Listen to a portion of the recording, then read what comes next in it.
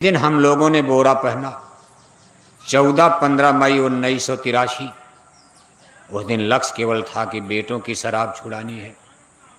गुरु महाराज ने कहा भाई हमारी पुरानी पीढ़ी गांव में 2-4 लोग तब शराब पीते तो 1983 यानी आज के 43-45 साल पहले गांव का समाज का हिंदुओं का इतना बुरा हाल नहीं था। गांव में 2-4 आदमी पियक्कड़ होते थे। उस दिन बोरा पहन लिया गया भाई इनकी शराब छुड़ाओ।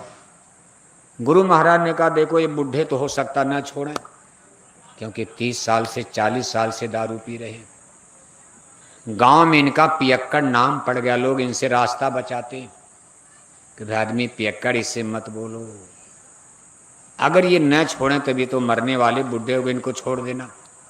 लेकिन नई पीढ़ियों को बचाओ, जो हमारी नई जनरेशन नई पीढ़ी आ रही है, ये हमारे बच्चे बर्बाद न हो जाएं शराब के नशे में। उस दिन हम लोगों ने बोरा पहना, लेकिन तब बेटियां शराब नहीं पीती थी। 1983 में आजमगढ़ में बेटियां शराब नहीं पीती थी। समस्या केवल बेटों की थी, इन्हीं को बचाना था।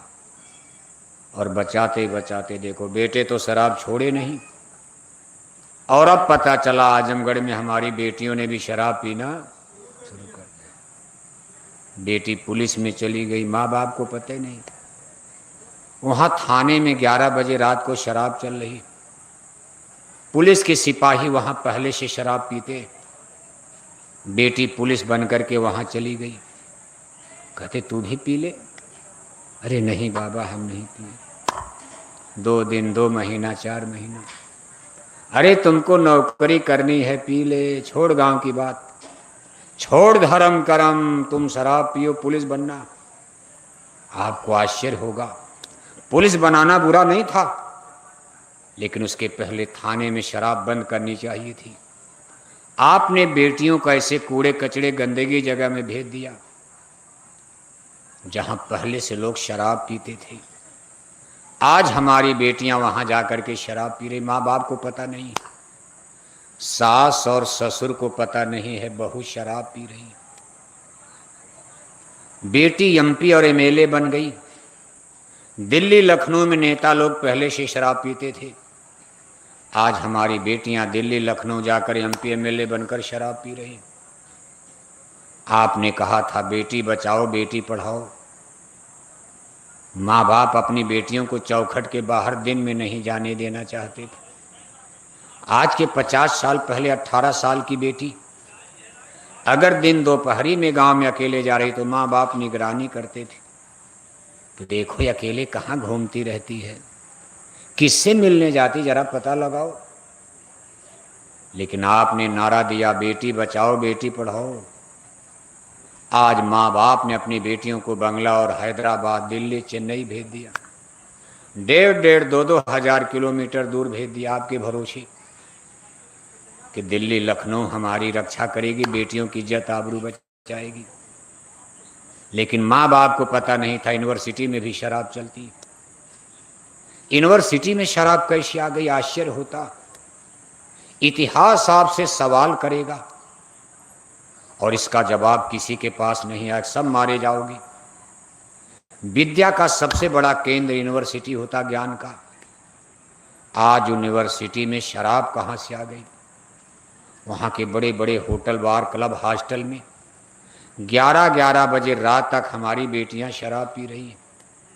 इंजीनियर डॉक्टर बनाना बुरा नहीं है, बेटियां भी पढ़े इंजीनियर डॉक्टर बने, लेकिन शराब पीना तो बुरा है।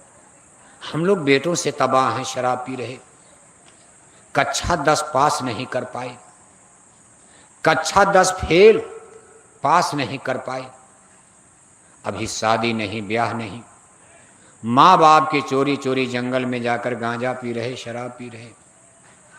एक तो तीती लौकी चढ़े नीम की डार, एक तो कक्षा 10 पास नहीं कर पाए, दूसरे शराबी कबाबी पियक्कड़ बन गए। शादी कैसे होगी, माँ बाप की यही चिंता। सबसे सिफारिश करे मेरे बेटी की शादी करा दो। रिश्तेदार मेहमान आते, कहा भाई लड़का तो गजेड़ी है, एक तो कक्षा 10, आज के ज़माने में कक्षा 10 फेल, बताओ आप। ऊपर से शराब पी रहा। कौन अपनी बेटी की जाहिल आदमी शादी करेगा? इसलिए बच्चों की शादी की समस्या खड़ी हो रही। माँ बाप चिंतित हैं। बेटों से ही चिंता थी, अब हमारी बेटियों ने भी शराब पीना शुरू कर दिया। सोचो आप उनको बंदूक चलाना सिखा दिया पुलिस बनाकर, रिवॉल्वर पिस्तौल उनके बगल में है, ऊपर से शराब पीने लगी। जिस दिन सास बहू का झगड़ा होगा वो भी गोलियां चलाएंगी, बूढ़ी सास को गोली मार देगी, क्या फर्क पड़ता? शराब तो कुछ भी करा देगी, शराब के नशे में है। 11 बजे रात को शराब पीकर बहू आई, सास से झगड़ा हुआ, गोली मार दिया। क्योंकि बंदूक चलाना बेटियां भी सीख रही हैं। इनको आगे बढ़ाने, इसको विकास नहीं कहा जा सकता जब तक मनुष्य का नैतिक विकास, character is greater than knowledge, and if character is lost then everything is lost. Sanatan Dharma में गुण क्या है? ये हमारे संस्कार को जिंदा करता। सनातन धर्म हमको मानवता की शिक्षा देता। आप राम को पढ़ते हो, अगर आज हम भारतवासी राम को पढ़ते, भले आप डिग्री नहीं ली, इंजीनियर डॉक्टर ना बनो, लेकिन राम को पढ़ने वाले का संस्कार कितना ऊंचा रहेगा। क्योंकि राम को पढ़ने वाले को पता चल जाएगा कि प्रातः काल उठ के रघुनाथा, मात पिता गुरु नावे माथा। इतना तो सीख लोगे, भले अंग्रेजी ना बोलो। भगवान हैं, उनको दुनिया भगवान मान रही, लेकिन सुबह जब सोकर उठ रहे तो अपने माता पिता गुरु को प्रणाम कर रहे। लैट्रिन बाथरूम टट्टी पेशाब नाश्ता पानी बाद में, सबसे पहले उठ रहे तो माता पिता का पैर छू रहे। ये राम का ऐसे भगवान नहीं माना जाता।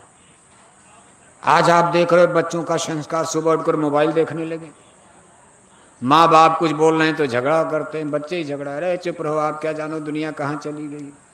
वो माँ बाप से ही गुर्रा रहे हैं। कभी आप इस पर विचार करते हो? अगर मनुष्य का नैतिक बल, चरित्र बल खत्म हो गया तो न देश बचेगा, न परिवार बचेगा, न राष्ट्र बचेगा। सोने की लंका भी जल करके भस्म हो जाएगी। आज ये मानव समाज, मनुष्य, चाहे किसी भी धर्म जाति को मानने वाले, सबके संस्कार चाल चलन आचार विचार देखो बिगड़ते जा रहे हैं और कुदरत सबको घेर रही है। हम आप कुछ नहीं करेंगे। हम बोरे वाले क्या कर सकते, जैकेट वाले क्या, कोई आदमी क्या कर सकता? ये काम नहीं इंसान का, ये काम है दुनिया में अहंकारियों को नाश करना, रावण जैसे लोगों को मिट्टी में मिलाना। ये आदमी के बस की बात। साधु महात्मा क्या करेंगे? बसे विश्वामित्र तो थे, रावण पर कोई असर पड़ रहा, सत्संग वत्संग तब भी चलता था। मुनि वशिष्ठ से पंडित ज्ञानी, बड़े बड़े ज्ञानी ऋषि मुनि मौजूद हैं। उत्तर से लेकर दक्षिण तक जगह जगह ऋषि मुनियों के आश्रम हैं। कथा प्रवचन सत्संग सब चल रहा, लेकिन धर्म की नाव लड़खड़ाती जा रही है। और इसको बचाने के लिए भगवान श्री रामचंद्र जी ने अवतार ले लिया। बताओ आप, आदमी के बस की बातें नहीं है, हम लोग समझा सकते। आप अपने बेटे बेटियों को समझाते हो, नहीं समझ रहे, हाथ से निकल गए, क्या करोगे? पुलिस डंडे मार रही, कई बार पुलिस पकड़ कर ले गए, तब भी नहीं मान रहे। अंत में सरकार कहती इनका काउंटर कर दो। अब इसके आगे एक जिंदगी, गोली मार दो।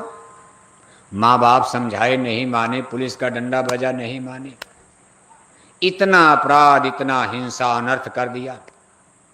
अंत में सरकार कहती इसको काउंटर कर दो, गोली मार दो।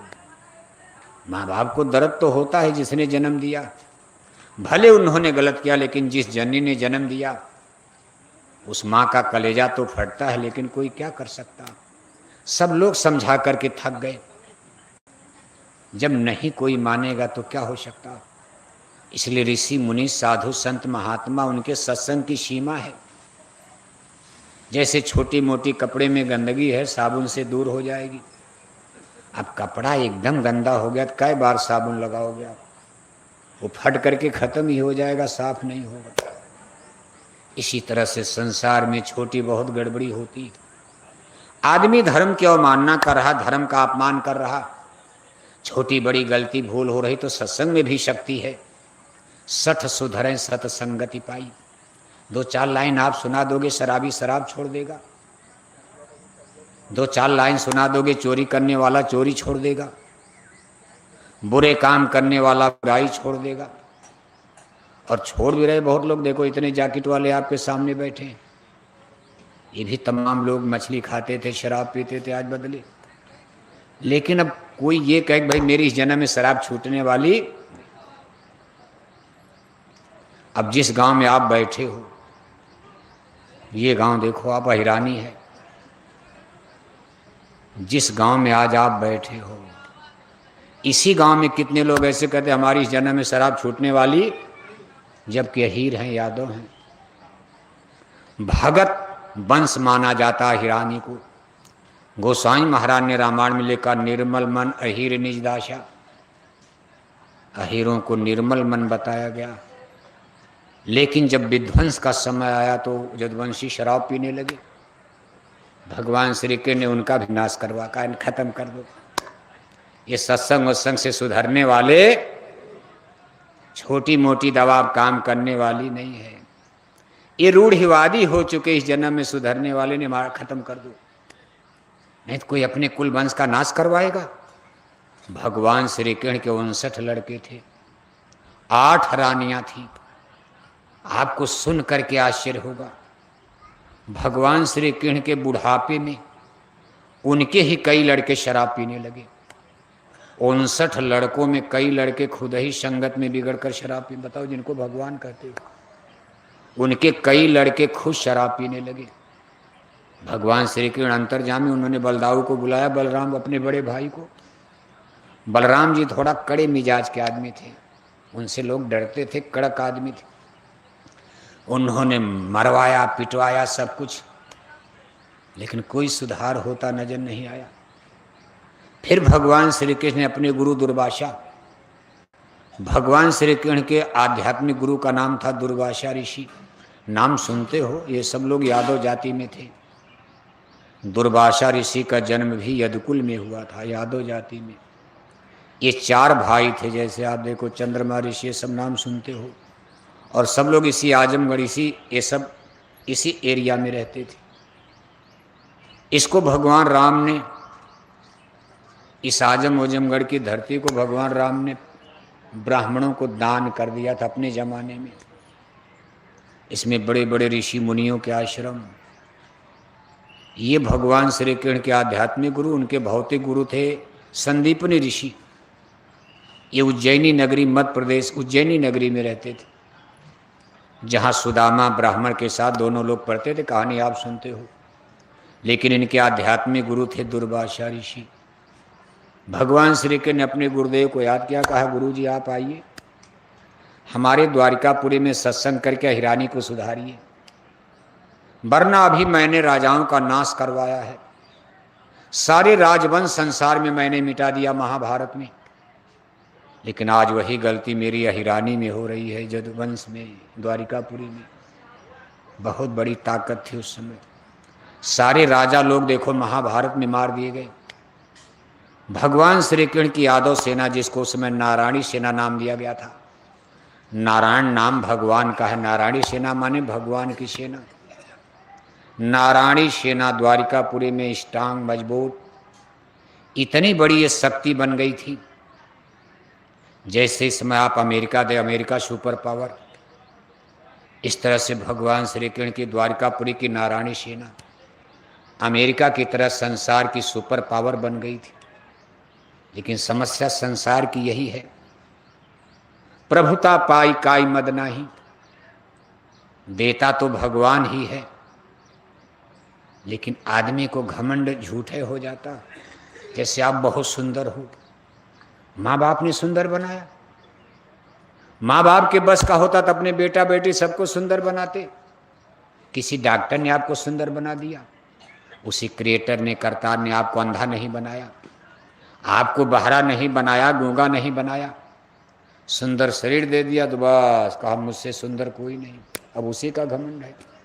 आपको धनवान बनाया, किसी को बलवान बनाया, किसी को इंजीनियर बनाया, किसी को डॉक्टर बनाया, किसी को कोठी दिया, किसी को हवेली दिया, किला महल दिया, और दिया है तो फिर लेगा भी।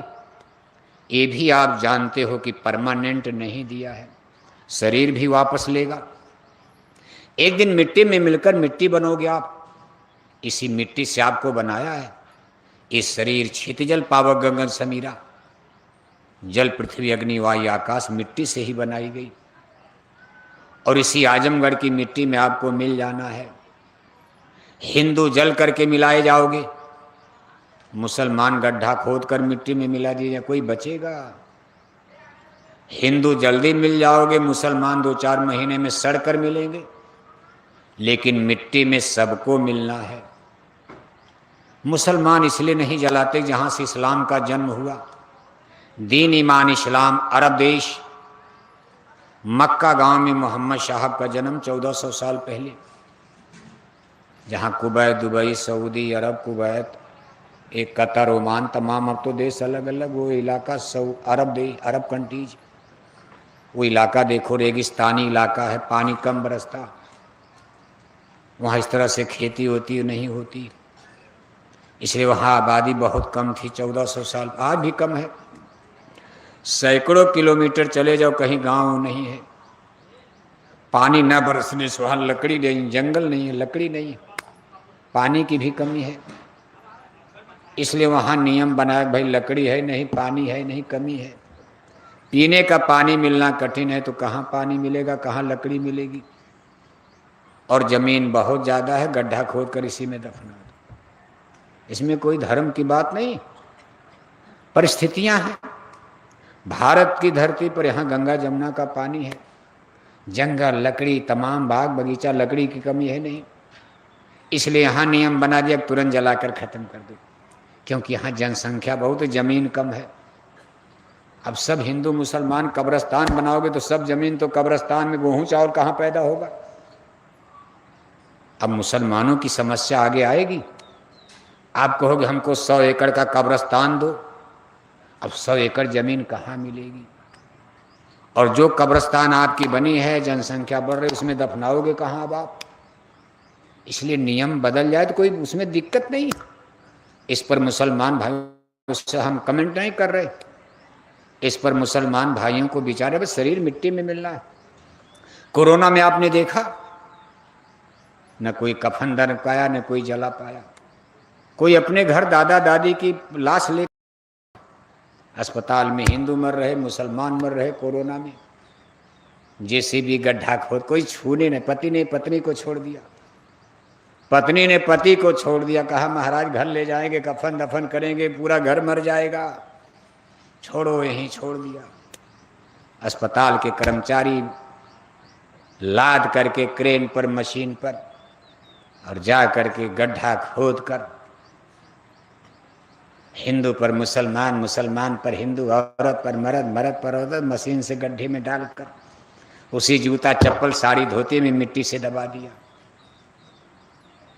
क्या करोगे आप? ये तो मिट्टी है, चाहे फेंक दो, गीदड़ शेर खा जाएंगे।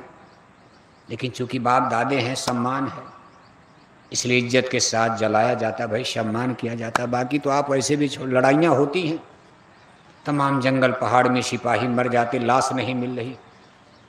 2-4-10 दिन में हजारों लाखों लोग मर गए लड़ाई में। कौन कफन दफन करता था?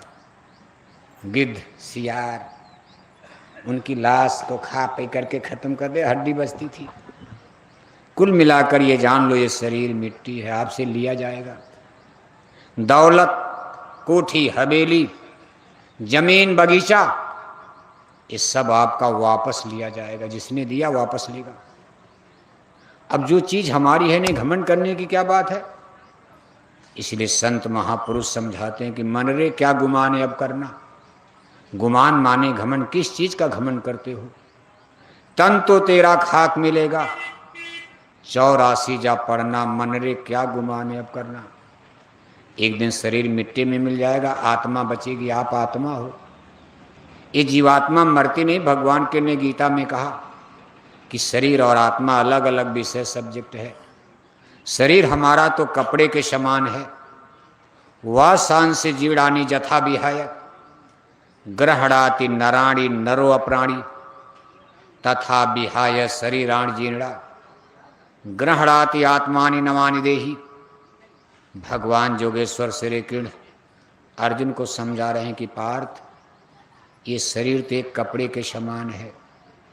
जैसे हम आप एक कपड़े उतार कर दूसरा कपड़ा पहन लेते, ऐसे एक निश्चित टाइम पीरियड के साथ हमारी स्पिरिट, हमारी सोल यानी आत्मा एक शरीर को त्याग कर दूसरी शरीर को धारण करती है। आत्मा के लिए वो कहते हैं भाई ये अमर है। नैनम छिंदंती शस्त्राणी नैनम दहति पावका ना चैलम क्लेदियंताप ना शोषित मारता। इस आत्मा को कोई हथियार काट नहीं सकता, कोई आग जला नहीं सकती, कोई पानी गला नहीं सकता, कोई हवा इसको सोख नहीं सकती। आत्मा अजर अमर अविनाशी है। आपका शरीर आग में जल गया लेकिन आत्मा आप जिंदा रहोगे। अगर मान लो शरीर के साथ सब कुछ खत्म हो जाता, तब हमको आपको कोई चिंता नहीं। खाओ पियो मौज उड़ाओ, क्या फर्क। वो ओनली वन लाइफ, एक ही जीवन है, खाते पीते खत्म। समस्या ये है कि शरीर के अंत के बाद भी आप, मौत के बाद आप जिंदा रहोगे, तब आप